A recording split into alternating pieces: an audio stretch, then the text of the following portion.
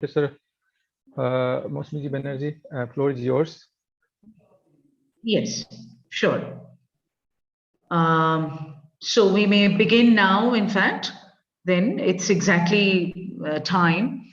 So a very good, let's say, morning, a very good afternoon, and a very good evening. Take it in accordance with where you are in whichever part of the world. To everyone present in this program today. I cannot express my delight enough to be meeting you all on this unique occasion of the Umran International Symposium, November 2021.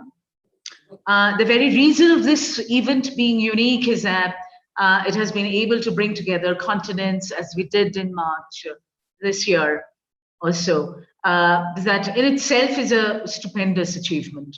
I therefore heartily appreciate the very diligent and sincere efforts of Rajiv, the founder and managing director of the Umran Green Perspective Foundation, and everyone in his team, the Ibn Haldun University and the Umran Academic Research Association, to have conceived yet another wonderful event such as this one, put this together and brought this to be a reality for all of us.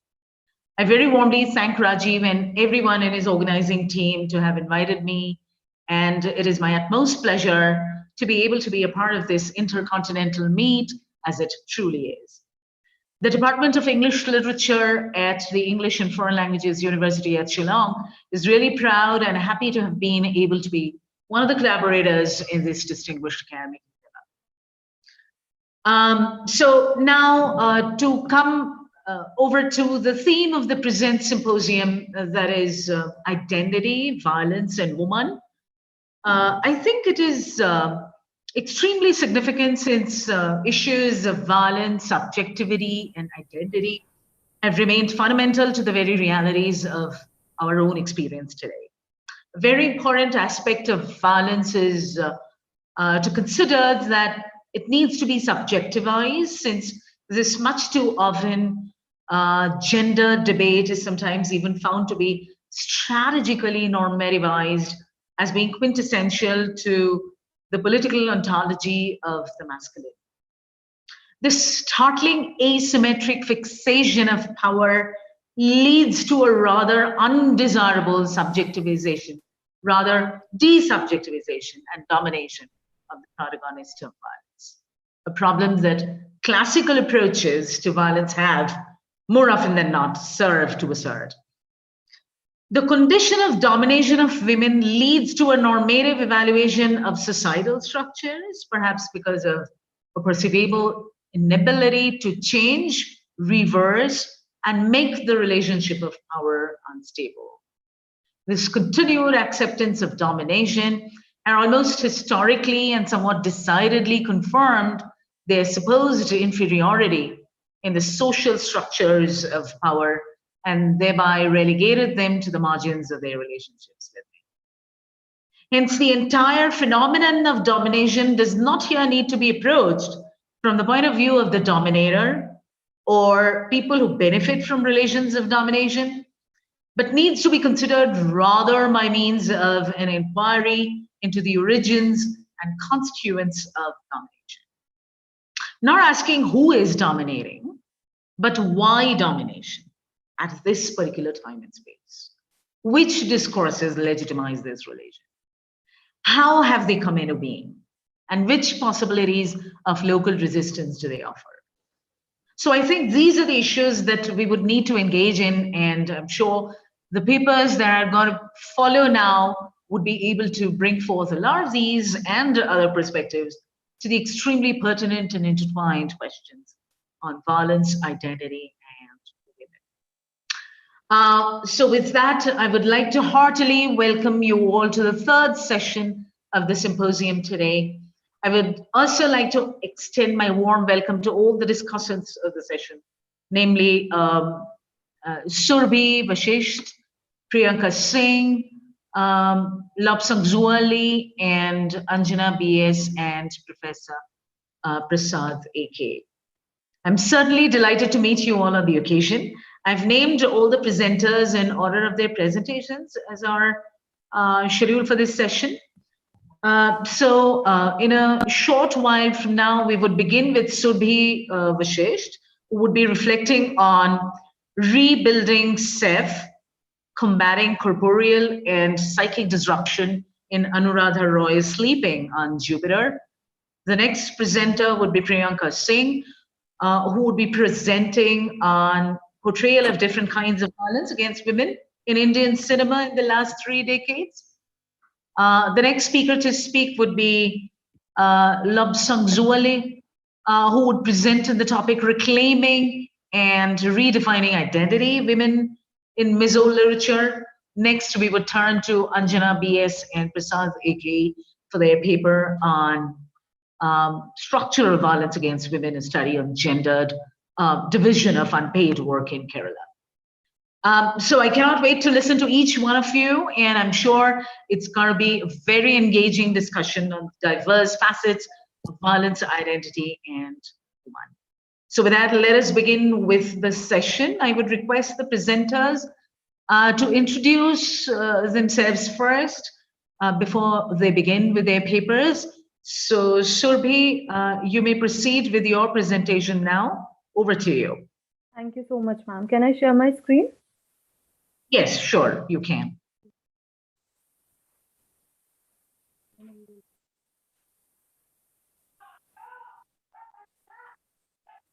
Ma'am, are you able to see the screen? Yes, I am seeing the screen in front of you. Okay, thank you. Thank you so much. A very good evening to all the dignitaries on the dial and my fellow presenters. Myself, Surbhi Vashisht, PhD scholar in the Albag Educational Institute, Agra, is here to present my paper entitled Rebuilding Self, Combating Corporeal and Psychic Disruption in Anuradha Roy's Sleeping on Jupiter. Identity, whether social, political, cultural, or personal, poses a common question, who are you? And it might be answered differently by different people in diverse circumstances. It is a widespread notion that defines a person in different aspects. Society plays a significant role in constructing identities based on culture, norms, ideology, and patriarchal domination. Eric H. Erikson, an American developmental psychologist and psychoanalyst, in his book Identity, Youth and Crisis, opines, the conscious feeling of having a personal identity is based on two simultaneous observations: the perception of the self-sameness and continuity of one's existence in time and space, and the perception of the fact that others recognize one's sameness and continuity. The construction of the identity of a female is influenced by prevailing social discourses. It reflects and evokes the notion that social identity is amalgamated with the basis of personal self. Personal identity labels a person's inimitable characteristics apart from the confined classification of social groups and makes a person distinct from others. Women all across the world are being denied of their assertive self by subjugating them under the pressures and expectations of social and patriarchal domination. A society that benefits from self-doubt, I think enjoying self-love and self-esteem is rebellious. Violence, physical or psychological, binds a woman to combat the constructed power that subjugates their identity. It shatters a woman's dignity and affects her psychologically.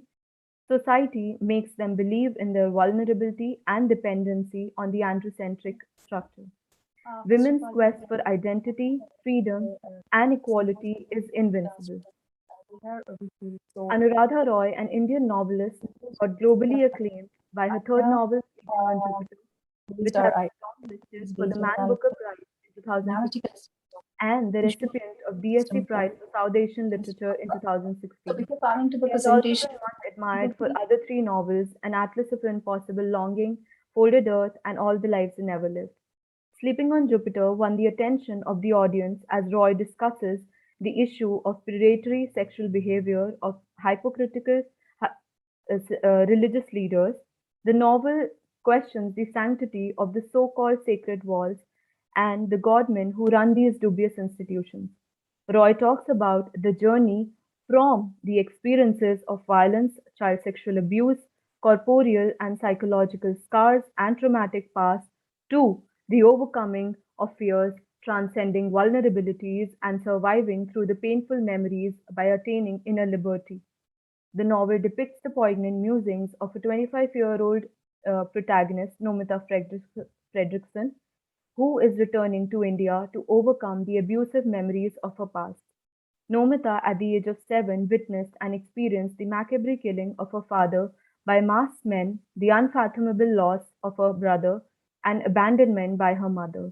After the unexpected devastation in her life, she has been taken to an orphanage run by godman figure known as Guruji, where she, along with other girls, was sexually exploited and emotionally devastated. The only clear memory that she had of her house was a perturbed one. Her initial years of life moved with the loss of belongingness and displacement, which shattered her emotionally and psychologically. Her days of innocence were being snatched away by the predatory world and unfamiliar faces. No, Nomi's first encounter with Guruji was horrifying. His eyes were stuck to her as if he could not see anybody else. I quote, she recollects, I quote, he sat there observing me for a long time, saying nothing. I thought he could see into me, through the tunic and my skin and bones, right inside. Guruji patted his lap to make me climb on it, and then he held me against him. His chest was warm and bare, and I could hear his heartbeat. I unquote. She, aged 7, found his gaze disturbing, which further emerged as his compulsive pedophilic trait. Although, as far as religion is concerned, its power is believed as absolute, supreme, and irrefutable, regardless of its immortal preaching at times. He veiled his actual image with the proclamation of his nobility and generosity. After some days in the ashram, Nomi and her only friend Piku were caught playing near the barbed wire gates. The girls in the ashram were instructed to stay inside the ashram only, as they were told that the outside world was cruel and they could be put in jail for the transgression. Few days back, a girl named Champa was severely punished for trying to run from the ashram. Nomi was also being cautioned several times for breaking trivial rules, and at that moment, Guruji took her to the cottage and made her understand the seriousness of the transgression and violating of rules. The punishment for Nomi wasn't only physical, but turned out to be the first grave psychological impact on Nomi. She recollects, I quote, he sat uh, as his hand moved from scar to scar, it went under the skirt of my tunic and began to stroke the part between my legs. His hand went up my thighs and down. He shifted my weight and slipped down my knickers and put his hand right between my legs. He lifted his rope and pulled my hand towards himself and said, hold this. It is magic. It stuck out between his legs like a stump. He declared Nomi as the chosen one and strictly ordered her not to disclose it to anyone. His cottage was full with hidden frames of sensual images. The memory of the sticky semen in her hand disrupted her peace and created a sense of self-loathing and self-deprecation. Guruji's licentious act affected her intensely and snatched her away from the childhood innocence. Guruji continued his licentious activities with Nomi and other girls. Nomi, turning 12, got her first menstruation. She was being outcast in another hut, feeling extremely lonely and secluded. After the purification, Guruji called her to his cottage. Nomi experienced devastating corporeal violence at the hands of Guruji. He relentlessly raped her, not only giving her bodily scars, but mutilated her psychologically and emotionally. I quote, he held my face in between his hands and stuck his greasy lips on my lips. Gushed, pushed his tongue in. It felt like a wet snake. I remember the way he kept stroking my body at first over my clothes, then his hands went under them. My body felt as if it would tear into two when he forced my legs apart, then wider apart. Unquote. She and other girls continued suffering torture, sexual assault, severe punishments, and brutal erotic acts by Guruji without any shame. Suddenly, one day, Champa came to her with the secret plan of running away from the ashram, and they both manage to run away secretly in a manual van from the ashram and reached a girl's home with hidden identities. From there, they got adopted to different places. Nomi was adopted by a single mother in Oslo. Before going to Delhi, Nomi decided to reveal the deceptive and voluptuous godman and save the girls, specifically Piku, her best friend. She wrote a detailed letter to the newspaper with some shreds of evidences and secretly put it in the postbox. The courage that she possessed of not only saving herself, but all the other girls and future victims from the hands of a devil was invincible. Years later in Oslo, she could see the effect of her audacious step on the internet. She wrote the letter about his evil deeds and succeeded in getting him behind the bars. Yet the memory of her encounter with Guruji haunt her and make her anxious. Living in Oslo for a decade with her foster mother, Nomi, driven by the burning memories of her past, decided to return to India. Her homecoming serves the significant purpose of recovering from the horrific incidents of her childhood. She is in quest of her roots at a place where she lost her family, her identity, and her inner peace. Nomi encounters three elderly women in her compartment who were discussing their insignificant lives after retirement, betrayal by their husbands and children, and the experiences of Unai. Nomi steps down on the station for tea but suddenly got attacked by two men with an unusual touch. Already scarred by the unpleasant predatory encounters of men, her instinctive defense was to pull out a hot cup of tea on one of them and kick him hard and run away. Nomi has become very attentive. Nomi has become very attentive, and such ghastly incidents make her recollect the childhood experiences, which urges her to revert violently. Reaching Jarmuli recalls her many grave memories and started haunting her every moment. In Jarmuli, she is being accompanied by Suraj for her research work for the film. Nomi suddenly feels suffocated with a familiar terrifying dream which took her to a boat in which she was taken to the ashram. She is often haunted by such dreams and generates a kind of phobia that induces terror, panic, and anxiety. The memory that she is carrying in the deepest corner of her heart had imbibed a significant part of herself. Being a victim of child sexual abuse, she displays several symptoms of post-traumatic stress disorder. She is engulfed by the anxiety disorders, secrecy, helplessness, vivid flashbacks, intrusive thoughts, etc. On the beach that day, suddenly her lens fixes on a monk with long hair, dark glasses, and rosary in his hands. Nomi, when just about to capture the scene, halts suddenly, and just the sight of the monk makes her insecure. The anxiety surrounds her completely, as if it is Guruji who is looking with rage into his eyes for revealing him and his unholy ashram. She often encounters blood while, while remembering her past. Nomi has become a fearful child, always scared of screaming sounds, lonely places, and monks with robes. She is in quest for the liberty of her tormented soul. Nomi eagerly longs to disappear from the horrid reality of the past and unchain herself from the reminiscences.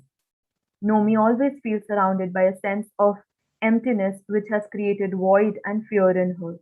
She often finds herself in a position of being attacked. Rosemary Garter and Bill McCarthy, in their book The Oxford Handbook of Gender, Sex and Crime, reflects child sexual abuse has strong association with a range of mental health problems, including affective disorders, anxiety, post-traumatic stress disorder, substance abuse, personality disorder, and psychosis. Nomi often finds herself in an unfamiliarly scary state where she fights back her demons in violent ways. The hallucinations make her uneasy and intimidate her of similar experiences. She thinks of retorting back in violent manner, but couldn't gain the courage to revert and instead feel captivated by the devastating memory of her past. She feels So, enstrangled with the Yes, I would now tell you to wrap up in 2 minutes. Okay. Yes. Okay. Yeah. So, I'm just telling you the ending. The next day at Jamuli, Nomi visited the abandoned place of ashram. She wanted to confront the place that inflicted extreme pain upon her. The place was all deserted and was known as God-forsaken place where immoral things happened. Nomi was aware of all the terrible things as she was a vital part of the ashram and besides that was the sole reason for its desolate state. Reaching there, she encountered an old sculptor whom she initially mistook for a man in robes, following her. Later, she was sure that the place has lost its dignity and there was no one left to terrorize the little girls with predatory eyes. To conclude, Nomi at the end of her journey to Jarmuli reunites with nature, leaving behind all the aversion and hostility. After a long time, she relishes the beauty of sea, which has taken away everything from her, and finally finds solace in the lap of Mother Earth. Her quest comes to an end with her strengthened soul, and she attains her inner peace and rebuilds her identity by conquering the fears of the past and accepting herself as a survivor of traumatic memories. Her tormented spirit is amalgamated with the sensitivities of nature and heal her body and soul. He visits Her visit proves a mechanism to encounter the grisly memories and stand strong against the demons that have been haunting her since she left the ashram. Nomi decides to settle for the psychological freedom from the entrapment of scarring reminiscences. Women's liberty lies in the contentment of self, free choice, and anticipation of what one might become. It is her struggle in coming to terms with the past and her journey towards psychological wholeness that accounts for the greatness of novel. Thank you. Okay, fine. So thank you, Shobhi, for that perspicacious thought that you have brought to Anuradha Roy's Sleeping on Jupiter. It is her third novel and was published in 2015, as you have said correctly. It was longlisted for the 2015 Man Booker Prize, yes, and it also won the 2016 TSC Prize for South Asian Literature. Well, Yes. So I'm glad that you have taken this novel up for the critical discussion that you have attempted here, work that I've seldom seen being attempted, in fact.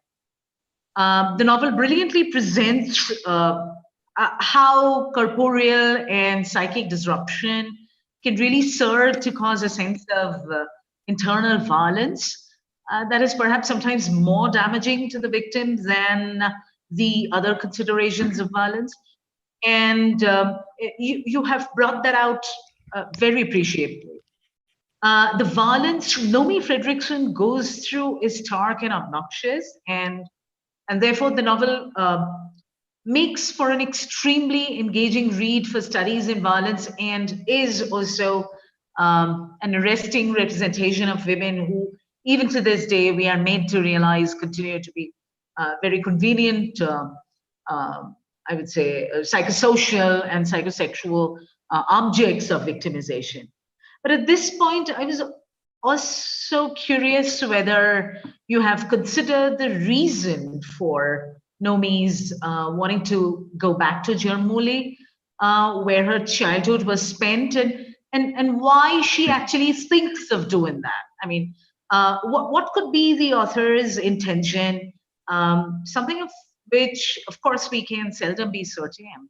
In taking Nomi back to the place where she had, let's say, an abusive and traumatic childhood, is that, do you think, a reclamation of the past in any way, or is it rather avenging the past that she otherwise would not have liked to return to, or is it like bringing the novel to a full circle and giving it not only a sense of completion, but a form of subjectivization of the intended victim, thereby strengthening her with the much desired and much deserved sort of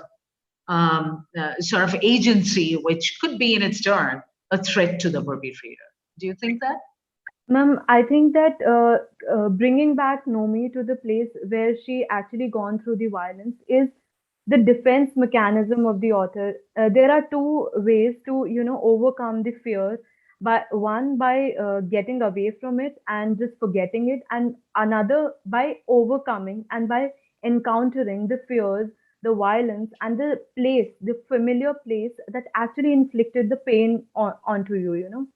And the author, when we're talking about woman and identity, I think when you encounter the fear and when you stand strong against the fear that you have faced, you can very easily bring out the strong sense of self, because you have encountered that fear, you have overcome that fear, and you have transcend the psychic disruption that you were going through. And the intent of the author for bringing back Nomi to the same town was only because to assert the agency of female, and to let her rebuild herself that she has lost in that particular place. She has come back to the place and she has rebuilt herself. She was in quest of her roots, and also her inner peace and her liberty.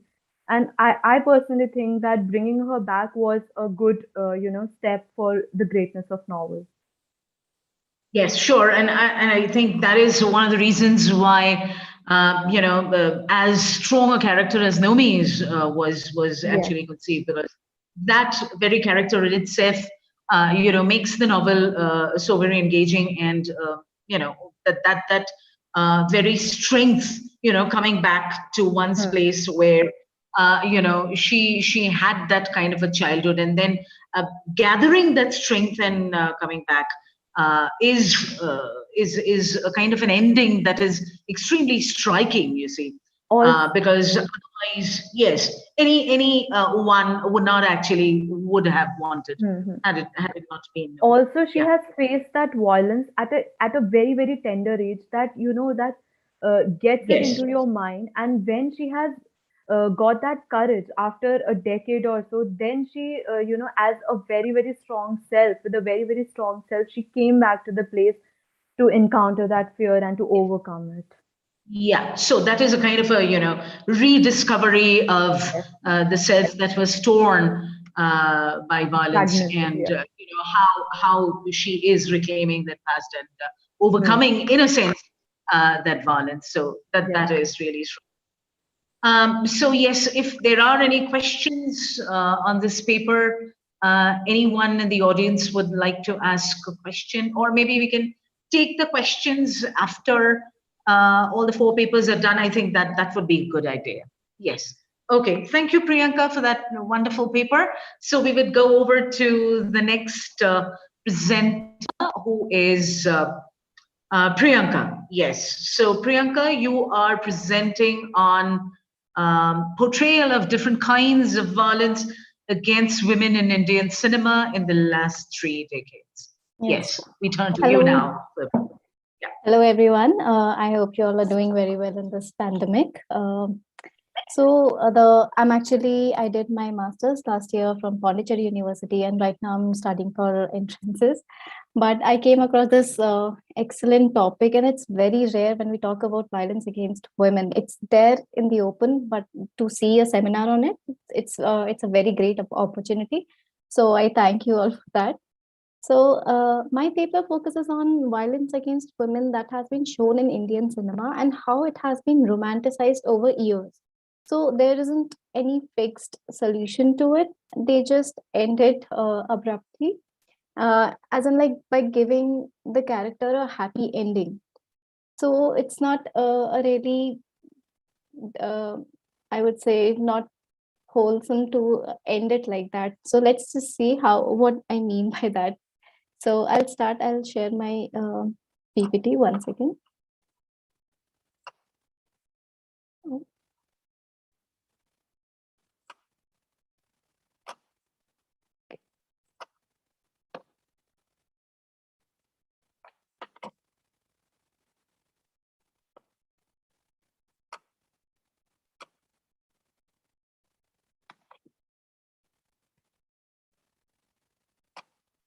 Okay, so I don't know why it's not opening up, so I'll just, okay.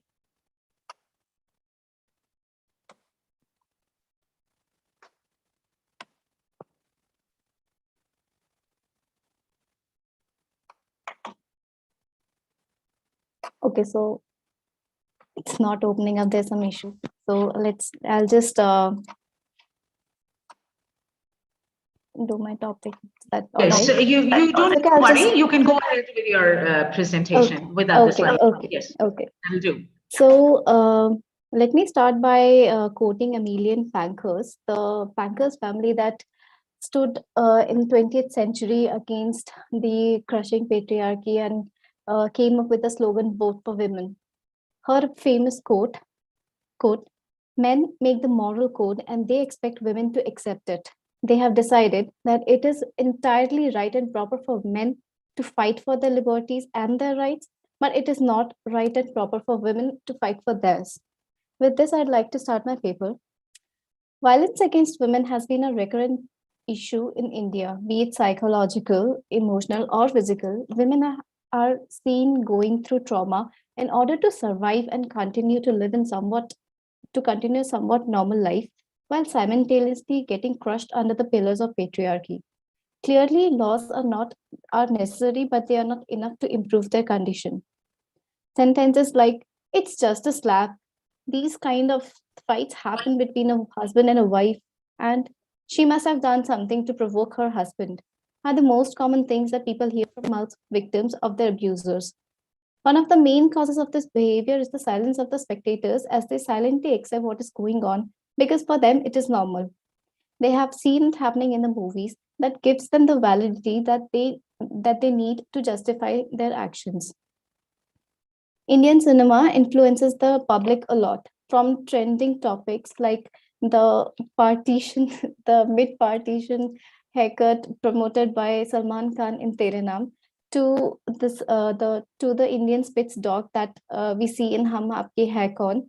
People generally pick up trends from cinema and they like to continue it. But the problem is they don't necessarily consume the materialistic things. They also consume the psychological things, or the things that are not seen. They are hidden behind the cameras. So the problem is they unknowingly accept the standards put up by Bollywood and Indian cinema in general. Everyone enjoys a movie when it comes full circle, and in the process they completely overlook the problematic aspects of the movies. There have been a paradigm shift from the crude violence shown in movies in the 90s to a more subtle form of abuse in early 2000s, to romanticizing abuse in recent movies. Some of the ways women experience violence are: first, physical violence. They by liquidating the concept of consent, and for them, no simply means yes. The second is psychological violence, the societal pressure to accept the abuse and move on, and also the manipulation by men. And the third abuse is male supremacy, women changing their entire personality in order to fit in the patriarchal society and please them. So let's talk about the first abuse, liquidating the concept of violence, consent, and physical violence. Women have been seen as the second sex and mere properties of men. They have endured pain and trauma longer than they should have, and the physical violence against them is pretty high. Bollywood has contributed a lot to this kind of mentality by releasing songs like "Ye Uska," "Style Hoinga," "Hoto Pe Tera Hi Naam Hoinga," which actually translates to "she might be saying yes, but in her heart she means no," which is crazy because she's literally telling you that she doesn't want to engage with you. But Bollywood makes us believe that no, that's just her style. And there are also other songs like "Tu ha kar ya na kar, tu hai meri kiran," which translates to "you can say no or yes, but at the end of the day, you are mine." So there's this dominance of men over women, that women are mere properties to them. I'm sorry. So let's talk about the first movie, Dilwale Dulhaniya Le Jayenge. There's one scene in the movie that everyone considers iconic by movie lovers. They think it's very romantic. So in the first scene, Shah Rukh Khan and Kajol are actually trapped in a first compartment of the train, and there's no escape or there's no door for them to go through. So in that scene, Shah Rukh Khan tries his best to gain attention, and he gently tries to sleep on her lap. Now, many people think that, okay, he's being romantic, but imagine this scene happening in real life. So people usually get influenced by such scenes, and they think that if Shah Rukh Khan can do it in movies, then what's the harm in doing it in real life? I'm sorry, one second. Then another movie is Ranjana. In that movie, Kundan falls in love with the girl Zoya who lives near his house. Kundan follows her around everywhere, and when she makes it very clear that she isn't interested, he doesn't back off. A point to note here is that the guy, she's actually seeing another guy, and when the guy tells him that he's in love with Soya, that is the time when Kundan backs off. So this is interesting because Kundan would rather respect the decision of a random man than respect the decision of a girl telling him that she's not interested. Then there are also movies like Pink and Chapak that show the crude violence against women. Pink talks about a young woman, Meenal, who fires an FIR against the guy who molested her. Since he is the nephew of a politician, everyone tells her to drop the case until a retired lawyer decides to help her. In Chapak, Chapak is actually a real life story of a woman called Malti. She has been shown as Lakshmi in the movie. She is actually an acid attack victim, and she turned her life around. Such movies give inspiration to women in real life to stand up for what they believe in. But at the end of the day, they are also promoting such um, uh, such behavior. So let's come to the second point, psychological abuse. It isn't surprising when a scene comes on where the women has to adjust according to the society. Movies like Jani Dushman and Hamari Adhuri Kahani display two different kinds of psychological abuse faced by women. In Jani Dushman, Divya gets almost raped in the beginning of the movie. Her friends tell her that it's okay, it's all in good fun. Although she is hesitant at first, she agrees to forgive him, only to get raped in the end. And then, instead of getting justice, she kills herself. The point is, instead of going to the police station, she decides to kill herself because that is how Indian mentality is. That it's better to kill yourself than to live with the guilt and shame that comes with a rape. Then there's also a movie like Hamari Adhuri Kahani, where women refuse to leave their husband no matter how much abuse, emotional abuse, and psychological abuse he does. In this movie, also, she falls in love with another person who respects her, but she can't be with him because she's still stuck with her husband. So such movies teach women in real life that it is okay to get molested, or it is okay to endure abuse, because if something like this happens in real life, the uh, uh, they always have the option of killing yourself, or just enduring the pain because it's normal to them. And some of these movies have very cathartic effect, like if like in Jani Dushman, when she gets uh, she gets her revenge when she turns into a snake, which is a funny thing, but she turns into a snake and then she comes back and haunts them and takes her revenge. So the people are like, okay, at least she got her revenge. So this makes people at home feel better about themselves. They don't feel like they need to do something in order to improve the conditions of the society, because if things are like this are happening in the university, in the movies, then things will automatically fall in place in real life as well. So the third movie, also these movies promote behavior which is completely toxic and unfair to women. Women at home are made to feel guilty by society if they try to do something for their own good. Now let's talk about the third point, that is male dominance. Most of the women are shown as self-sacrificing women and who do anything to please their husbands. Movies like BB Number One and Sandwich promote the behavior of men cheating on their wives and getting away with it, while the wives try to win them back instead of leaving them. This problematic approach towards the situation makes it okay for men to cheat in real life, while the women silently endure this traumatic experience. Another kind of male dominance is what we see in a recent movie called Kabir Singh. This is a more subtle form of abuse because the guy is very aggressive, and the way he deals with his girlfriend shows how women are supposed to be. Like, women are supposed to be meek and they should follow whatever the guy is saying, and the guy is in actual control, which creates a very disturbing scenario, because it is a possibility that it might give birth to Stockholm syndrome, where the girls are actually in love with their abusers. So even in this movie, she follows him around, and she doesn't have her own voice in the movie. So, lastly, in Agni Sakshi, the protagonist, Shubhangi, leaves her abusive ex-husband Vishwanath and marries Suraj. This movie addresses the issue that instead of reporting Vishwanath to the police, she manages to skip town and settle with someone else. She leaves behind her father, her house, and everything else so that she has a chance to live a peaceful life. While Shubhangi manages to leave, many women are still stuck in abusive relationships, and running away isn't always an option for most of them. It would have been better to see Vishwanath. I'm sorry. Yes, sorry to interrupt you in between. Yes, I think you have to conclude now. Yes, ma'am, I'm Yes. concluding. Just 2 minutes. Yeah. Yes. So it would have been better to see Vishwanath behind bars instead of after Shubhangi reports him, instead of her running away.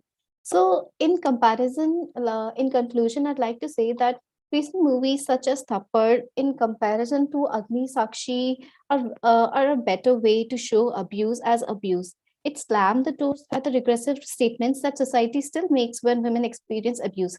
This movie brought in a change to show how women ignore small things in the name of love and sacrifice when the roles are reversed. Because the man would never take the accountability if the roles were reversed. And there's an urgent need for movies such as Pink, Thappad, and Pava Kadegal to come forward in order to jolt the audience instead of coddling them, in order to bring a change in societies. Movies should be a means to educate the audience instead of just providing entertainment, because by changing the movie's purpose from didactic to just entertainment, cinema is nurturing the toxic traits of the society instead of education. Youths look forward to movies to make sense of the world, and a lot of their decisions are based on what they have seen in the movies. Thus, it is important to teach them decency instead of destructive and dangerous content. Thank you so much. Yeah. So thank you to Priyanka for bringing forth the medium of the film to the fore, for discussing issues of violence against women in all its forms, psychological, physical, and emotional. The cinema happens to be the most impactful medium in which violence is represented, and this impact deeply impinges on the minds of the audience, right? And cinema as a form of art also at the same time does have the responsibility to portray issues of violence in a careful and circumspect manner in order for them to be communicated so as to impart a form of realization to the audience about its causes and remedies, if any, and if possible. Hence, the film offers a stark portrayal of a social and political truth that perhaps otherwise couldn't have been more expressively established. And so far as any social conceptualization of violence is concerned, the reality of normativization of it as an object of violence by the perpetrator, a liquidation of the idea of consent and physical violence, as you said, psychological abuse, as you have also discussed in the paper, the complexities often arising out of male dominance, etc., have found place in the films of the recent decades, the ones that you have named in particular. And why only recent times before this as well, perhaps, but may not be so pronouncingly as they are spelt out in today's films. So as a corollary to your discussion, and also as a part of it, I would like you to think on the extent to which the film as a cultural, representational, and artistic medium has been able to really address these immensely relevant issues and bring about a remarkable change in the sense of an ameliorative shift that we could notice in the society around us today. Do you think that has been able to be made possible by today's cinema? That shift has occurred, or what kind of a change do you notice around you? Oh, ma'am, actually, if we talk about the cinema in 90s or the early 2000s, there's actually very subtle form of violence that we often overlook. Like there's a scene in the movie Hum Aapke Hai Kaun, where the husband slaps the woman to tell her to keep quiet. And it's okay with everyone to see because she's actually the kind of villain in the movie, and everyone thinks, okay, she deserves it, which is very derogatory. Like she doesn't deserve such kind of violence, even if she's a villain. So that form has been romanticized over the 2000s and in 90s and 80s. But recent times, like in the movies Pink and Thappad, like now there's a difference a little bit. I won't say there's a huge difference, but there is a little bit of difference in which women come forward, and they have had like in the movies it's shown that they have had enough of this violence and they are standing up for themselves. So it's a nice change to see that, okay, finally Bollywood is giving them a voice to come forward and address these issues. And also other form of like other movie, like in Tollywood there's this movie Pava Kade Girl, in which it's shown that women are taking control of their own life. There are four anthologies, and out of these four, there are two that are based on women who fight for what they want in life. So it's actually a really nice change. I wouldn't say it's a very abrupt change. It has been subtle. It has been a very small change, but at least it's a change that we all need.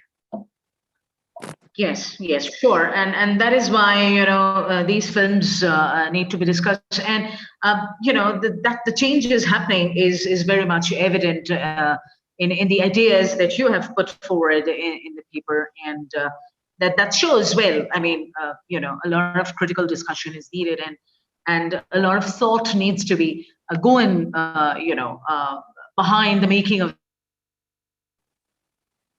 these films. In fact, times have changed, and so have societies. Approaches, in fact, to filmmaking have changed. This consciousness about the position of women and giving them their due, and the way in which they are portrayed in the film needs still, I guess, to undergo a change. Even now, because I know the trajectory is gradually changing, but a lot more is to be done to filmmaking. Even at present. Yes, yeah. Okay, so as we said that we would be taking the questions later. In fact, after perhaps we finish with all the four papers. So that would actually bring us. Yes, to the end of Priyanka's presentation. Yes, Rajiv, okay. Anything that you may be saying? Yeah. I was saying that Professor Miriam wants to... Sure. If it's, of course, you can please go ahead, Professor, if you have questions. Sure. Yes. Professor Miriam, if you wish to ask any questions, any comments, of course, that's more than welcome. Yeah, I'm sorry. I guess I missed that part. And I also think that if there are four papers, it's going to be hard to, for people to hold on to their questions. I just wanted to comment very briefly on this excellent paper. And I really appreciate this kind of in-depth, very particular analysis of a phenomenon. And that is, of course, the role of popular culture in the fostering of violence.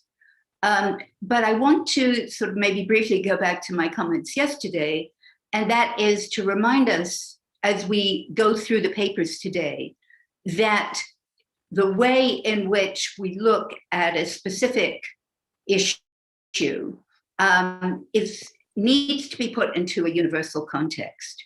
But we can only do that if one does as good a job as Priyanka has. And that is to go deeply into Indian cinema. But I would caution us when we say, well, Indians, Indian men, Pakistani men, we have to think American men also.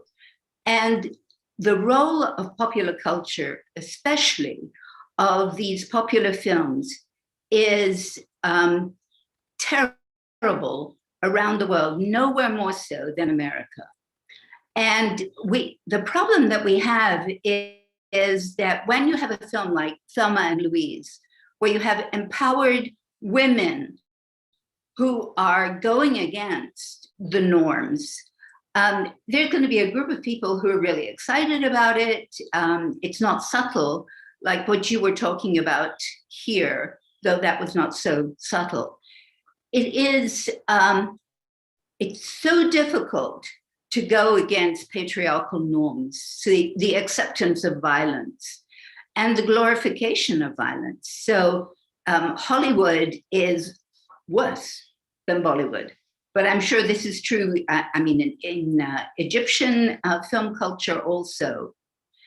And one thing I wanted just to mention quickly, and that is one of your heroines turning into a snake.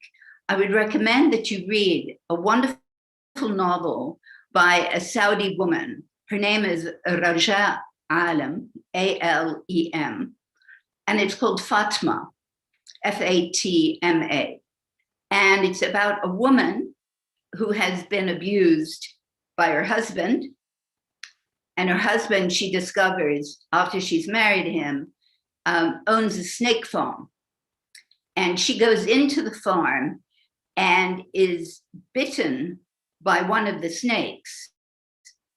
Herself turns into a snake, a absolutely exquisite, beautiful queen snake who has enormous power.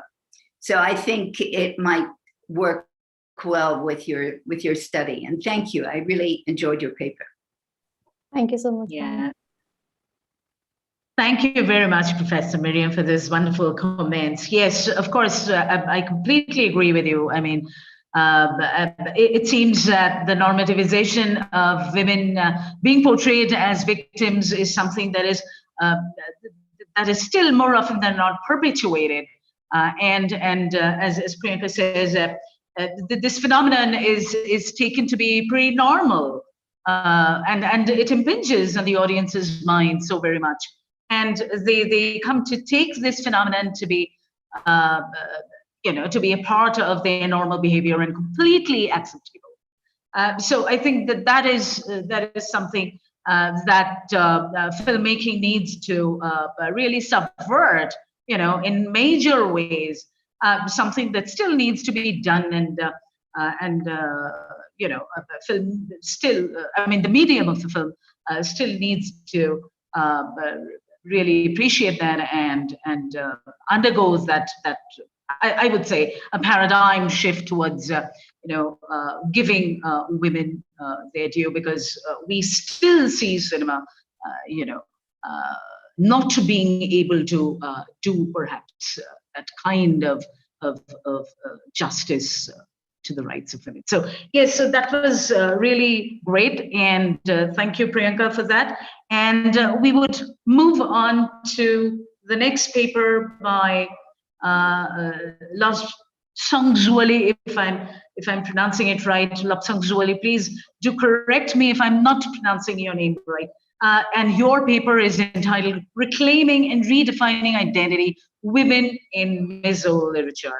So over to you, Lobsang Zuali. Yeah. Yes. Good evening, everyone. Do I get your name good correctly? morning. Yes, ma'am. Yes. You can pronounce it.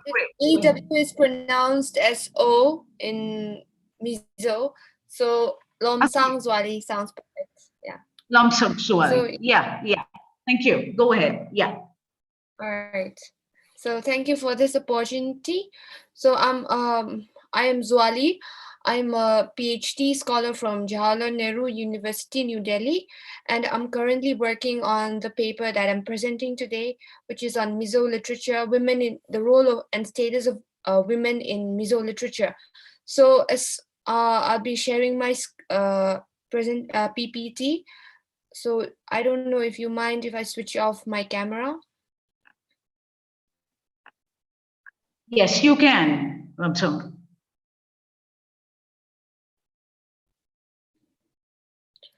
All right.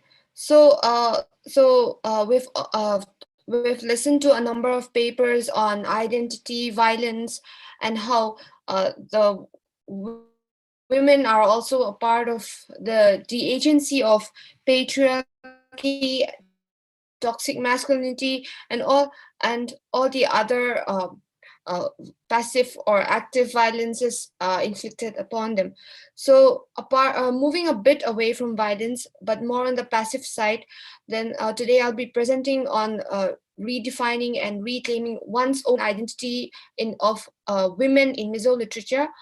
Women writing for themselves, women coming in the forefront to break the chains that have always been there through the years. So I have taken the works of these Padma Shri awardees. I have only two pictures of the writers that I'm working on. So the first one is the Sangzwali Silo. She is a prolific writer. She is also a singer and a composer from Mizoram and has written over 300 songs. And she worked she worked and contributed a lot to the field of education and music in not only in Mizoram but also in the context of India. And she was awarded the civilian award by the government of India in 1998. So her work covered children's songs, ballets, devotional songs, patriotic songs, and nursery rhymes. And these are also included in school and college and PG courses in Mizoram. So she had made an immense contribution to Mizo culture through her writing and giving voices to many issues, many problems faced by women in Mizo literature. So her work covers themes, topics, and different arenas of life from a woman's perspective. So, as an artist, she meticulously stated her stance in various situations, placing herself in the shoes of different personalities. She stood and spoke for many unheard voices in the Mizo society. So, many of her works have been translated into English, and her songs and poems are usually very didactic and thought provoking. And she herself is an artist and covered many of her songs and stood out as one of the prominent. Outstanding artist in the All India radio station. So her songs, not only her songs, but her work in literature, social front, have paved way and has given voice to not only not only to women, but to different backward people in the society. So I'm not since due to time constraints, so I will not be bringing out all their works since most of their works are in Mizo. And the next person that we have here is Kokung. She's also a Padma Shri awardee, and she is well known for her translations of many English novels into Mizo language. And like she has also brought about many of her works um, in Mizo literature, for which she was also awarded the Padma Shri Award in 1987. So we don't have, I can say that we don't have prominent writers like them anymore in the present Mizoram's scenario in literature, because we have people interested in so many other activities that we don't have many dedicated writers like them. And the last person whose picture I don't have is Nuthungi. She's also a singer, writer, composer in Mizo language, and she contributed largely in the school and education field. And many of the nursery rhymes that we have, even in our present, in the present scenario, are almost all written and translated from English by Nuthungi. So these women have contributed a lot not only as a writer from the from Mizoram, but also fighting for their own identity and their identity, and as a woman, as a Northeast woman in mainland Indian scenario, and also as a woman in in the Mizo society. So whenever we talk about women in literature or situation of a society, we have to look into the social perspective, right? So unlike many other societies in India, we have a Mizo society where the birth of a girl child is celebrated. No, there are no curses, nothing imposed on a girl when she's born. But then there are many domestic and public roles and status which are imposed on them. And even though we say that we have women writers coming to the forefront, and we have people fighting and people voicing problems and issues in the society, there is a hidden ironic problem we have, which is that women are not given the leading roles, leading positions, even till today.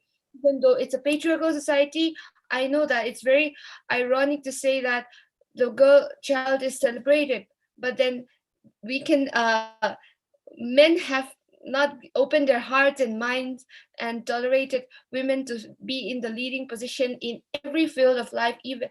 And it is a Christian society which is very patriarchal, which is, I think, very highly influenced by the Judeo-Christian teachings and theologies. So next, we have many gendered roles in the society, unlike like any other societies.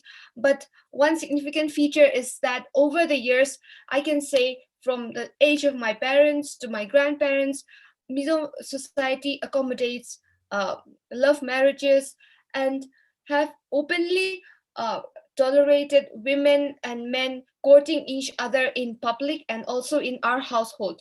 So many of these are not reflected in the works of the women that I've talked about, because women were not used to sensitizing and politicizing the issues they face. We have political problems which have given voices to women over the years from the 1960s to 1980s, but then in the recent years, many women are the problem with our women in the society is that we ourselves have become the agency of patriarchy and tolerated many violences, and especially passive violences, because we have many sayings over the years which have not been discarded, uh, which have always given a lower position of women in the society. So male supremacy and dominance overrides females in all spheres, which have not been removed at all. And laws have always favored women, men, retaining superiority. Even though women are seen in the forefront in education, in the field of education, in government services, there are so many limitations which we are still fighting. So there are so many socially constructed roles, like women should be submissive in nature, men should be the ruler and decision maker in all spheres of life. So rather than sticking to the textual part, I'm debating on many problems. Like this talk may seem very feasible, like all these feminist theories that we heard, we read, may be very accommodating, and we feel that these will be adopted into our life. Then we see that many educated women in our society still tolerates the many supremacy and dominance of men, which are very toxic in all fields of life: education, employment, be it household. And it has always been inculcated that men are independent of women, but women are dependent on men. Like there are many sayings like, I'm a educated woman, and not only the first gen, but then the fourth gen. But then there are curses, like people saying, so you're in JNU, you're in New Delhi, so you won't come home to get married. There are still those sayings, like curses, even in the present stage. So these are not reflected in the literature that we see every day. But then we have this one prolific writer, Mousumi Jacob, who have written a lot on these issues. So even though I am complimenting on the many works of the women that I used to read about, they have been silenced in different perspectives. But then in this poem by Mousumi, we have like double fight for identity as a Mizo woman in Mizo society, and also a Mizo woman in the Northeast, and a Mizo woman in the Indian context. So here we have, my voice may sound a bit strange, seem to be singing off key as I go for minor modes, not being major Tyrian. So our dialect, our tone have always been commented, romanticized as being very musical. But then there is something more serious, sincere beyond that. That is what she's trying to put out here. My tribe, Udop subaltern, we call ourselves Highlanders, live on sharp rugged hills. Our voice buried is now being. Okay, Lamsang, I think you have 1 minute time. So could I request you to now come over to the conclusion? Would that be possible? Yes. So it is an ongoing progress work in reclaiming one's own identity, even though we have seen many progresses over the years as a woman in our society and also as a woman in the mainland Indian society, right? So even though we see many breaking barriers, dissenting in the field of education, public law and order, political platforms, women coming to take part in many social and religious and government jobs. There are many problems that we still face.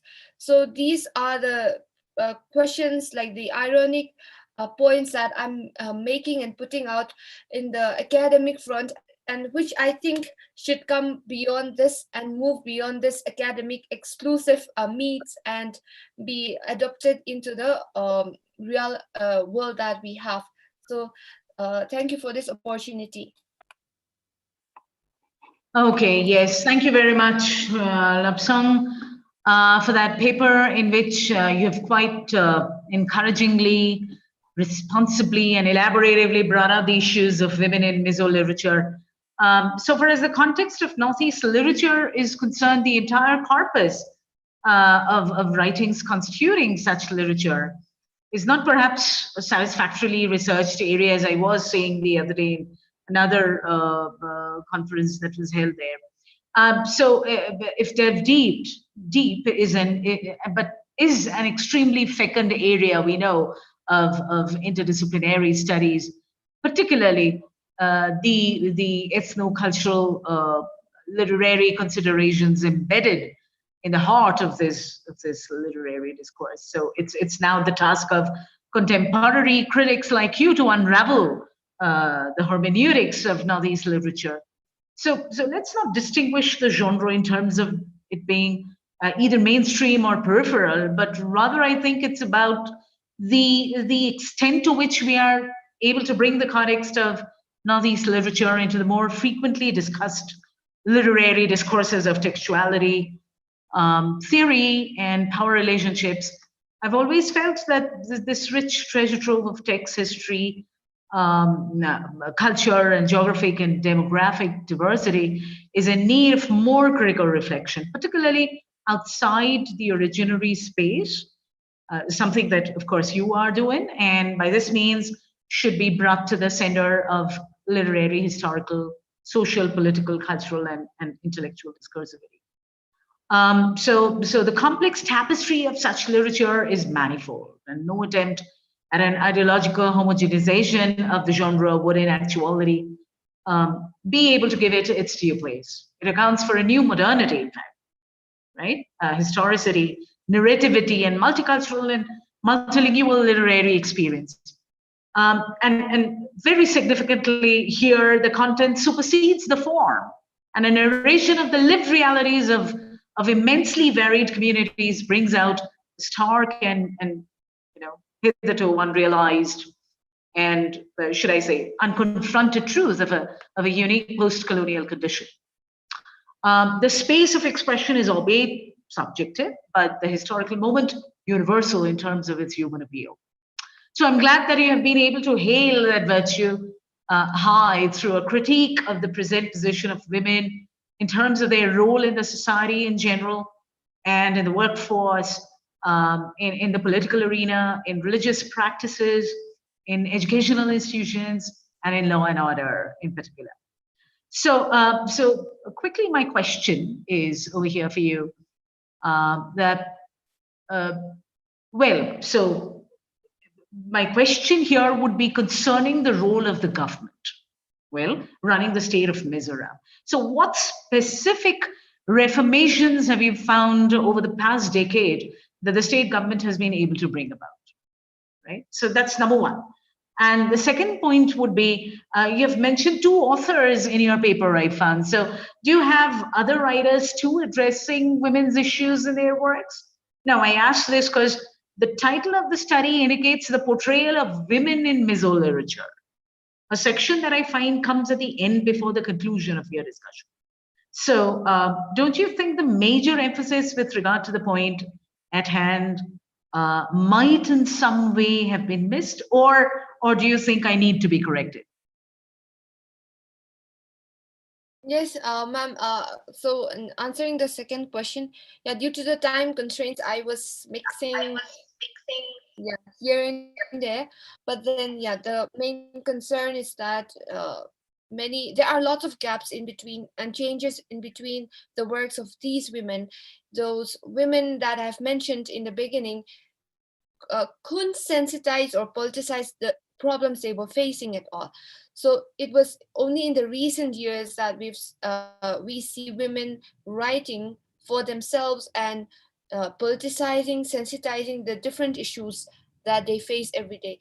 Those women, they write for the sake of writing and documenting. So which I'm critically analyzing, and I've searched so many Mizo writing like critical review, which I can't find at all. So it has been a very difficult process in that, and the translation, and also in critically analyzing their works. And in response to the first question, so there are many, we have seen many movements, many projects that have been implemented for the protection of women, for the not only for women but also for women who are homeless and are in need of support. And but then even though they are very accommodating to many changes, it is the problem with our society is not to badmouth, but then rather than speaking from a very rational or many has always been emotional, sentimental, that many projects cannot be implemented as planned, even if. Yeah, okay. Okay, thanks for that paper, Lapsang. It was extremely stimulating, and I think you need to take this research further and talk about it more to take, you know, as I always say, the cause of Northeast literature far and wide, and particularly with reference to, you know, as you have named your paper, reclaiming and redefining the identity of women. And you got to delve deeper into the literature that you are actually researching. So I think a deeper interpretation and analysis would be needed, which I'm sure you are going to do in the future. So thank you for that. On we go over to the next presenter. And I think, let me just have the list. Yes. So it's the paper is entitled Structural Violence Against Women, a study on gender division of unpaid work in Kerala. And it's going to be presented by Anjana B.S. and Professor Prasad A.K. So yes, Anjana, you may begin with your presentation.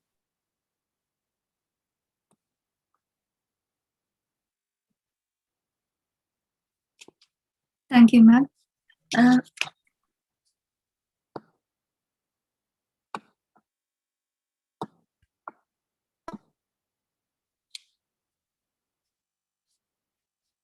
Good evening to one and all. I would like to present a paper entitled Structural Violence Against Women. It is a study on gender division of unpaid work in Kerala. The paper was jointly prepared by Dr. Prasad A.K. and me. Kerala is a state that displays excellent social indicators comparable to developed countries. Women outperform their male counterparts in health, education, and many development indicators. But in case of work participation, the outcome is not favorable to women. The statistics depict a dismal picture of low female work participation rate in the state. However, these figures do not mean that females are not working in the economy. Since market is believed to be the hub of productive work, some important works get invisible or underestimated in the statistics. The activity classification of NSSO exclude persons doing works under codes 92 and 93, even though those works are significant.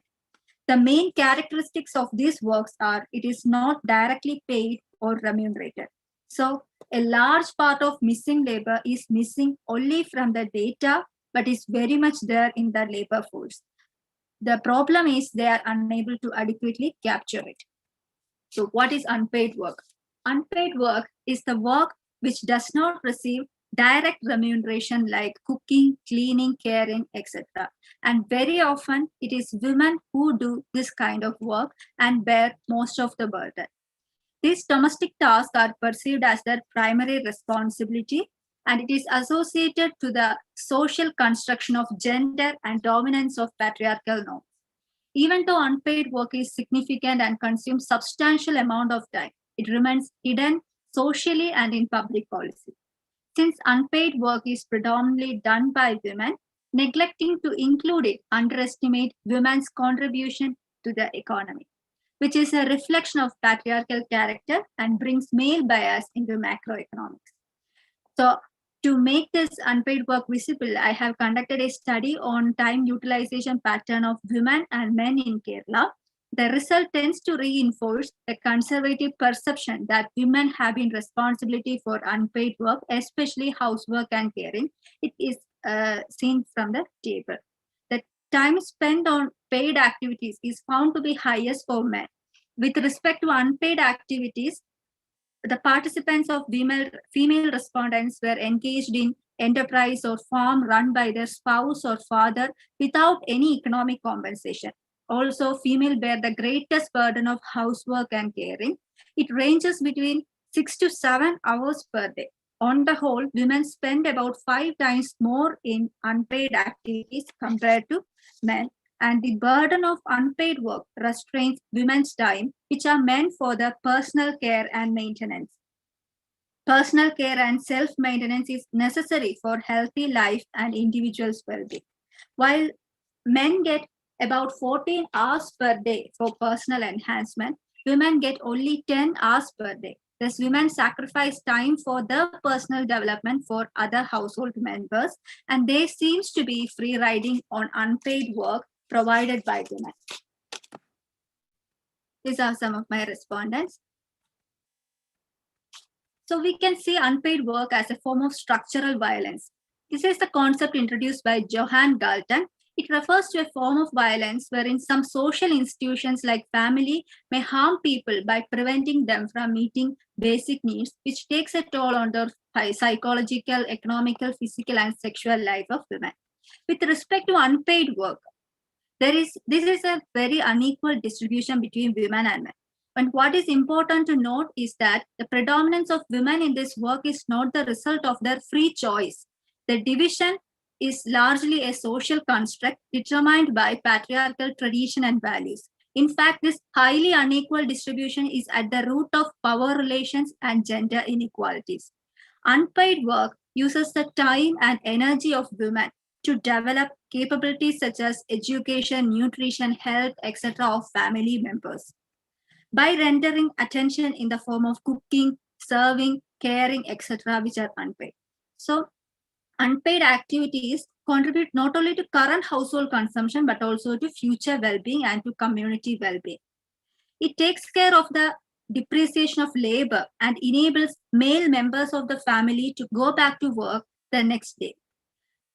So the unpaid work sustains family, support economy, and often fill gap in public services and infrastructure. Therefore, this work is really what makes the society function. But it does penalize women, because taking on the bulk of this kind of work often carries a penalty in terms of not being able to have a full-time job with a decent wage, not being able to accumulate pension, not getting all of the benefits coming from formal sector employment. On the other hand, full-time unpaid workers do not enjoy any upward mobility or promotion or retirement or pension.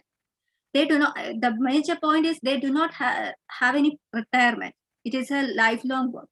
So it is an unfair barrier to equal labor force participation rate and pay. One of the biggest constraints on the supply side in labor market is their household responsibilities and corresponding lower mobility. The specter of patriarchy still looms over the stage. Many respondents were not willing to trade domestic work for new employment opportunities. While extra income would be welcome, the long list of chores at home would not allow her to take up a job. It is generally considered that the welfare and happiness of a family depends on the performance of domestic duties by women. So these structures should not be shaken or ignored. So women look for jobs in the informal sector where wages are low and benefits are low. It helps them in balancing household duties as well. In Kerala, a lot of married women who has completed BTech degree are engaged in work from home with a relatively low salary and benefits. This implies that a significant part of labor force in economy is locked into a low productivity kind of work. So penalties are many, even though benefits to society are huge.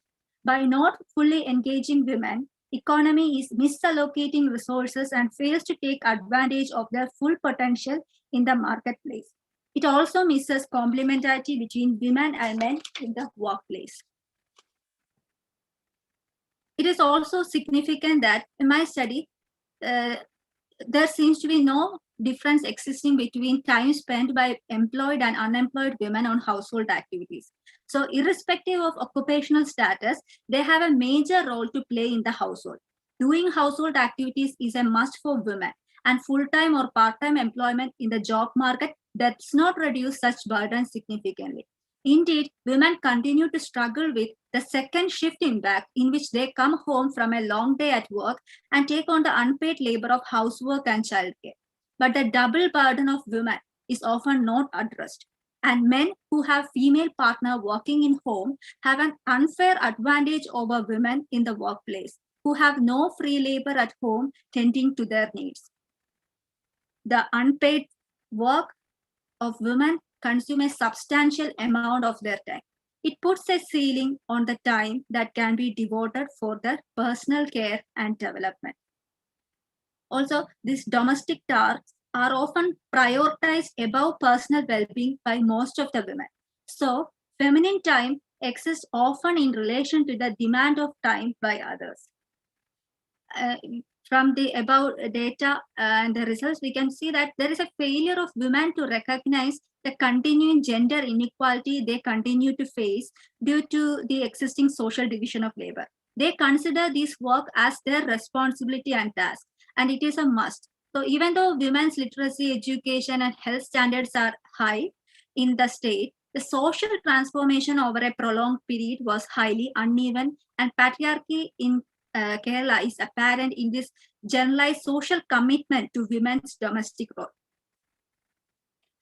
The most miserable part of this unpaid activity is that combining paid work commitments with unpaid work are more likely to suffer from time poverty. The unpaid work is seen as a household overhead time, that is HOT. It is defined as minimum number of hours a household needs to maintain and manage itself. In financially poor household, where more time is needed to process food, cook, clean, and so forth, the HOT is very high. Experiencing acute time pressure undermines women's human rights, since it undermines her ability to make choice. The immense burden of work is accompanied with little or no room for leisure and for acquiring human capital. Therefore, prevents women from pursuing further education, employment opportunities, raising their skill level, and tending to their own well-being. So in case of poorer groups, they suffer from both income and time poverty. A crucial indicator as well as the result of huge burden of paid and unpaid work that women bore is lack of sleep. When asked what she would do if she had more free time to herself, one of my respondents said, "Of course, I would sleep." This shows the misery and the burden of unpaid work that females have to struggle all over her life. Coming to the conclusion, patriarchy in contemporary Kerala is apparent in generalized social commitment to women's domestic role. As Galton states, when one husband beat his wife, there is a clear case of personal violence. But when 1 million husbands keep 1 million wives in ignorance, there is structural violence. Participation in labor market and impressive levels of female education did not translate into reduction or sharing of unpaid work. Perception of male as head of household remains strongly entrenched in society, with women themselves internalizing patriarchal values. Females fail to recognize gender inequality they continue to face due to the existing social division of labor. Women have to realize and acknowledge their own agency as agents of development, not as an agent of or recipient of welfare measures. It is observed that women are themselves the carriers of age-old patriarchal values. Generally, it is women who advise their girl child to behave softly and restrict boy child from doing household tasks. So, enlightenment or self-learning about their position in society is equally important as formal education to bring a fair space for women in the society. Lack of one of these elements like education and enlightenment will make difficult to achieve the ends, empowerment and equality. To quote Harriet Tubman, "I freed thousands of slaves. I could have freed thousands more if they had known they were slaves." Similar is the case of several women in society, because they have to first realize that they are exploited by these patriarchal values and realize their role and their potential that they can contribute to the society. Thank you so much.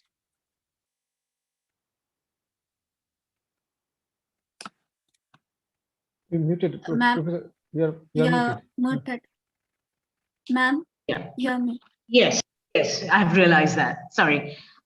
So yes, thank you, Anjana, for that deliberation on the gender division of unpaid work among women in Kerala, which amounts to structural violence. That was a nice paper, and it was completely different from the rest of the three. So you have been able to present a detailed statistical analysis of such a division of work, which displays a stark disparity. And it is truly shocking and revealing to know that despite the bleak statistical details, women are still quite at the receiving end.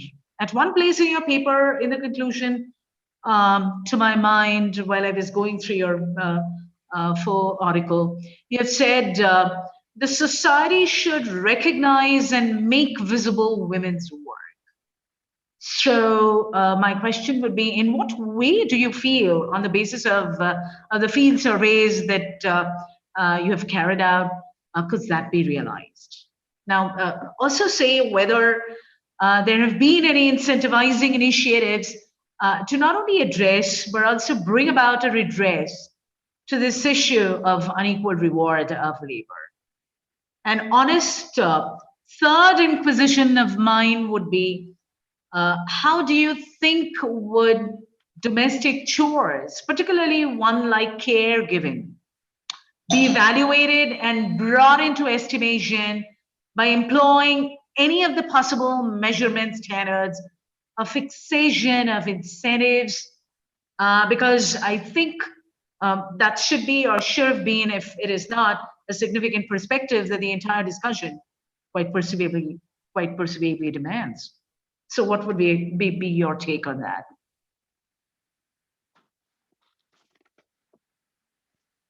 Hello, ma'am. Yes, yeah. this problem can be solved by following a pattern like reduction and redistribution and recognition. First, reduction means it is very difficult to initially it is very difficult to redistribute the work between women and men because the patriarchal values are very strongly entrenched in our society. So it takes time to change the attitude and the what is the most difficult task is unlearning what is learned. So we have learned the social division of labor for a prolonged period of time. So it is very difficult to unlearn what we have already learned. So first we can do reduction of unpaid work. The reduction means the government can provide infrastructure support or basic services, crush facilities or technologies or some kitchen accessories, very machines and etc. to the household, so that the drudgery of this unpaid work can be reduced and the stress can be reduced. The second part will be redistribution of unpaid work within household, and it also first it needs the governmental initiative. The government can give paternity leave, so that it will make an awareness among women and men that fathers are also equally responsible for taking care of the child. So maternity leave and paternity leave can be initiated. Then and many awareness programs and campaigns can also be undertaken. The last one is recognition of this their work. Recognition means first the government or the official data have to recognize by considering, by acknowledging the unpaid work as an in the mainstream economics or mainstream statistics. So when it is considered as a work, then naturally everybody will understand that okay, unpaid work is very important, and it is not like it is Yes, not like please do carry on. I think you have two link open. You have video? no sir. Okay. So unpaid work is something which has to be acknowledged or recognized in the official data, and gradually it will be recognized by the society. So it only by this way we can address this unpaid work issue. Yes. So it's a very complex issue, and I think a lot more, needs to be really brought to the already existing policies to ensure and address, the kind of problem that you have dealt with in this particular paper, because some unpaid work, as I mentioned, one of caregiving is something that is very difficult to really incentivize and be equally paid in that sense, in fact. So that is definitely an issue of policy making, which the government, perhaps particularly the government concerned in the state, has to think over and bring about phenomenal changes to how this issue of unpaid work is really visualized. So thank you very much for that paper and bringing forth that very grave problem through your paper. And it is, of course, I find quite a deeply researched paper, and I'm sure that you would be able to take this research further, as I said to one of the other presenters, so that you can really look into these problems even deeper and reflect on the possible solutions. Professor, so Miriam yes, Miriam has raised hand. Yes, please, Dr. Miriam. Please unmute could you yourself. Please unmute yourself. Yes, yes. Thank you. Just a brief comment, and that is almost 200 years ago, in fact, in 1848, in the Communist Manifesto, Marx and Engels came up with a solution. And the solution was the abolition of the family, because their argument was that as long as capitalism and patriarchy are working in tandem, there is going to be the production of what they call willing and alienated workers, who are primarily women. And so the argument was that if we are going to get rid of this unpaid, exploited labor, what we have to do is we have to get rid of the family. So I just want to put this out as, okay, 200 years ago, these two Germans in Europe were dealing with exactly the issue that Anjana has presented to us from Kerala. And where the family's alive and well, sort of. I don't know, maybe they would be happy with the new form of family we now have, where, you know, two fathers can adopt a child, or two mothers actually give birth. One of them actually gives birth to a child. So, you know, maybe what we have to do is we have to rethink the family. So just a thought for us as we go into further papers. And thank you, Anjana, that was good. Yes, thank you, Professor Miriam. That was a very novel observation. And it is really true that as long as the state and the phenomenon of patriarchy work hand in hand, you know, there is seldom any chance for the policies to really seize that paradigmatic shift that we are over here trying to conceive. So I think we have to go a long way in really thinking about these issues. Well, statisticals, I mean, the kind of field surveys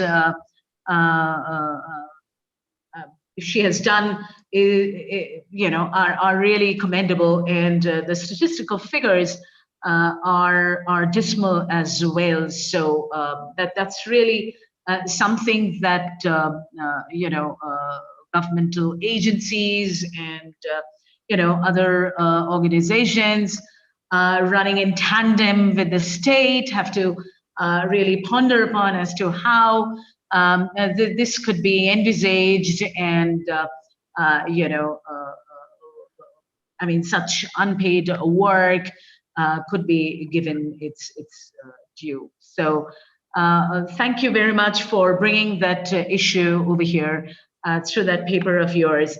And now I would, yes, I would really. Professor Miriam, you want to say something? Yeah, please.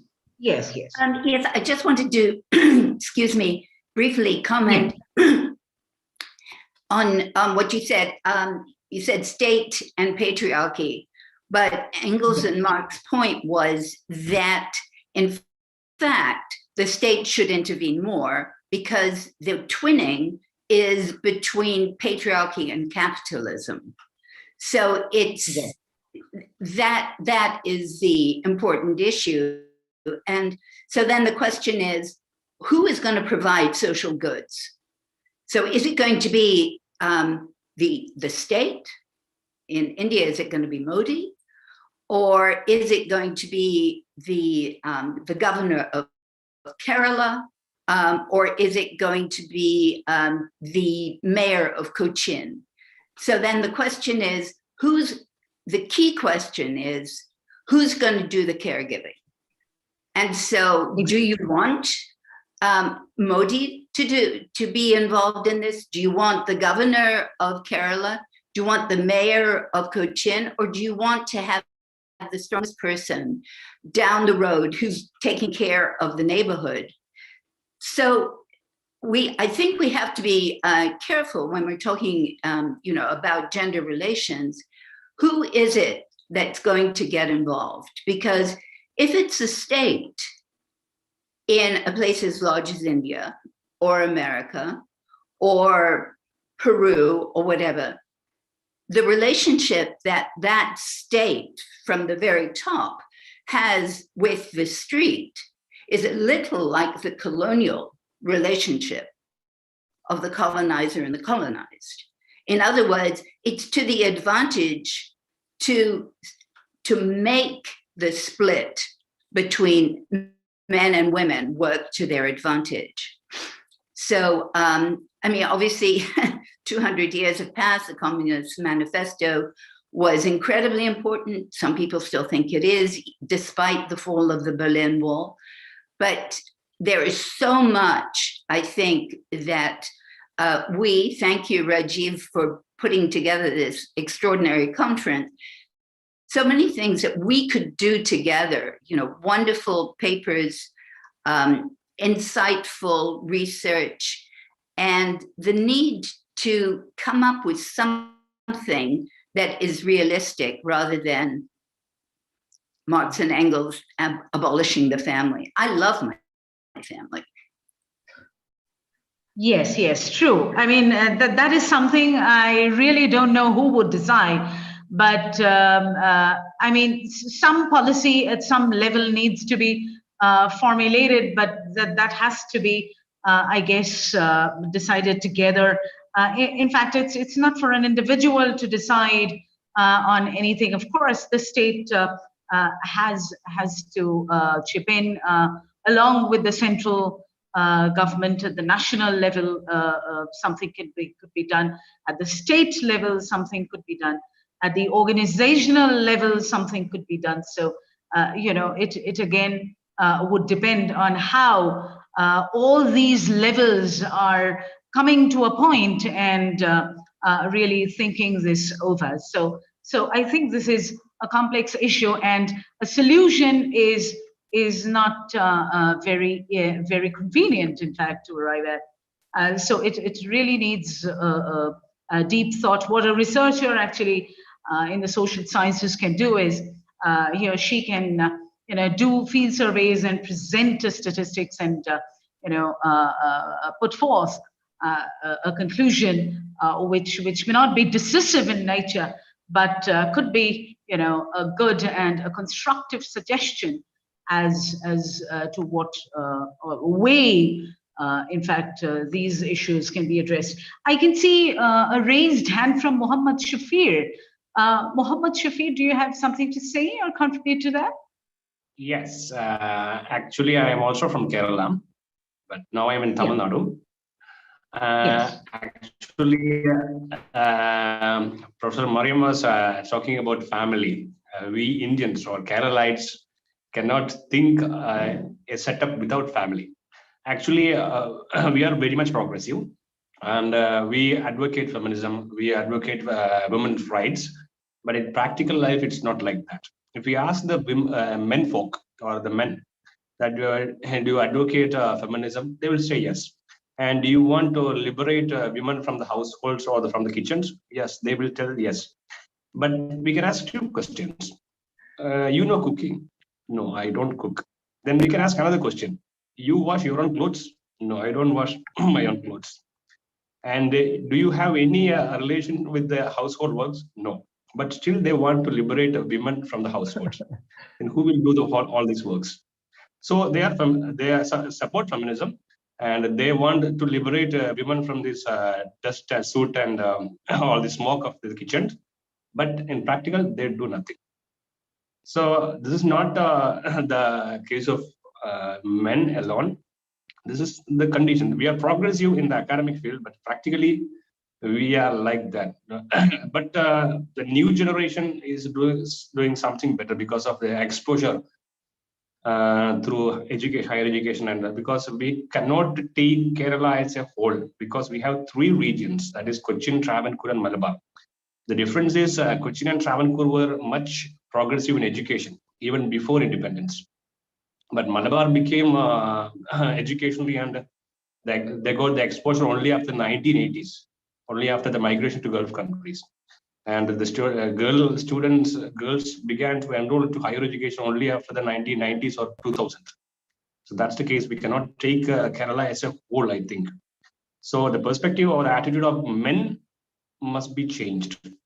We all advocate feminism and we are all talk for women's rights, but practically nothing is happening. And the academic discussions are all happening, but that's the true picture. So let me Yeah, just say, there is a term for that, armchair feminist. Yes, right. That's correct.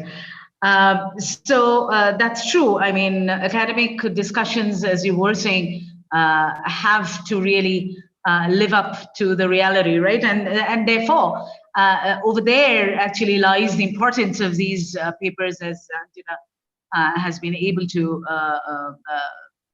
put together. So I think researches have to go on, and discussions still, despite notwithstanding everything, have to go on.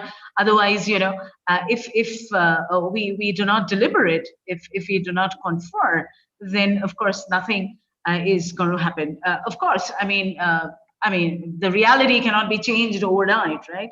So it needs decades and yes, years and ages, in fact, to change, in fact, bring about such a constructive, if you will, change to the society, constructive in that sense. So that is difficult, but that is not entirely unachievable, right? So theories are there in their places, but I think theories need to be translated into activism, and that is what we actually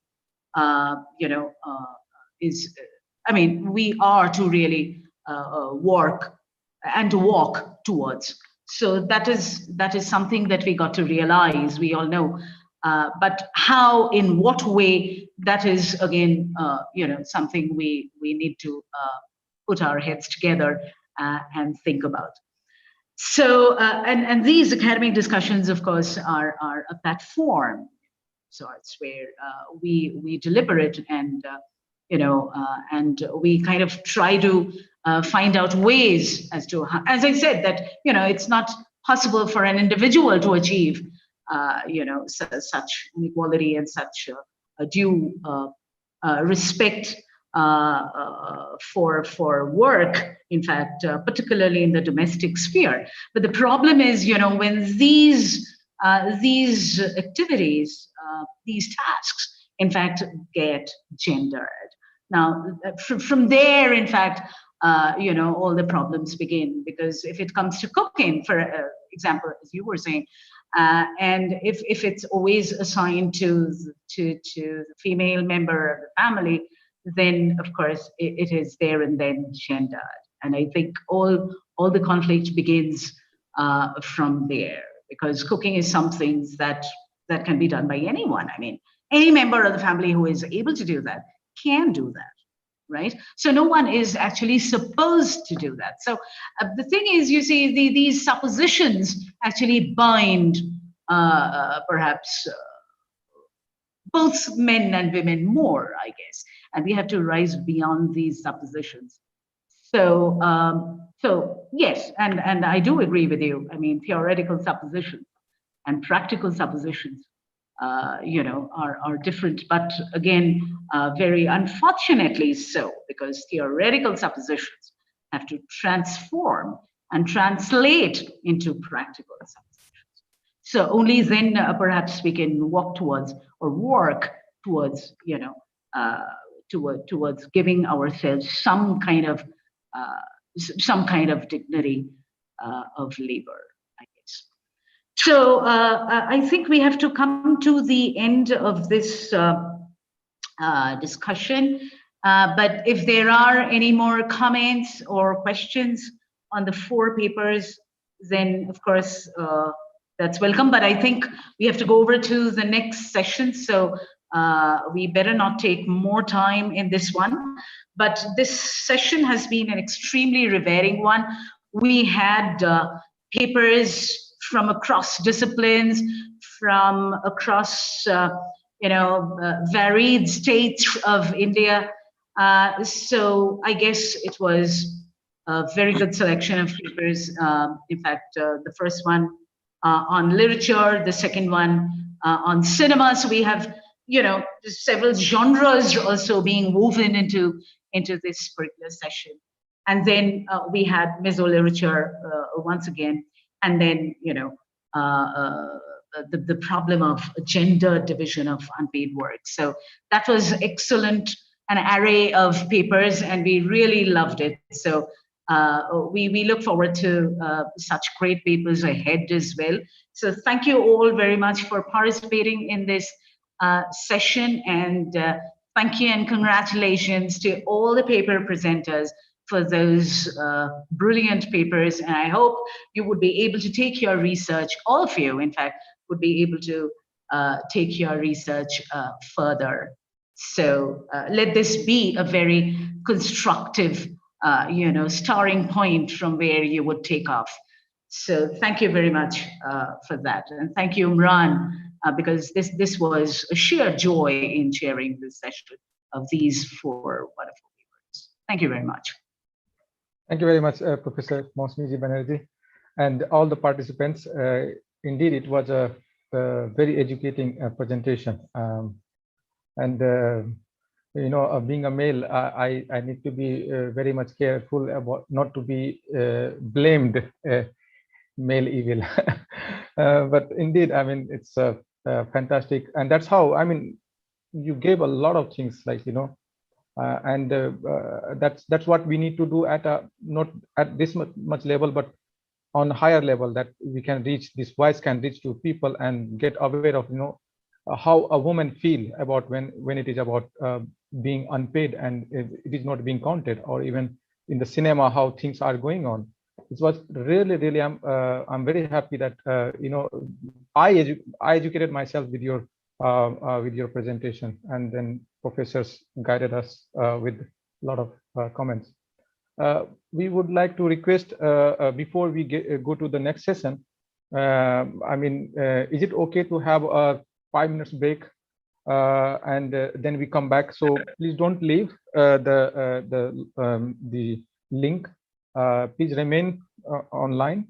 We will have just off the camera and have a 5 minutes break. Please grab your coffee or tea, whatever. So it's a kind of virtual tea break, and then we see you again. So thank you very much, and see you.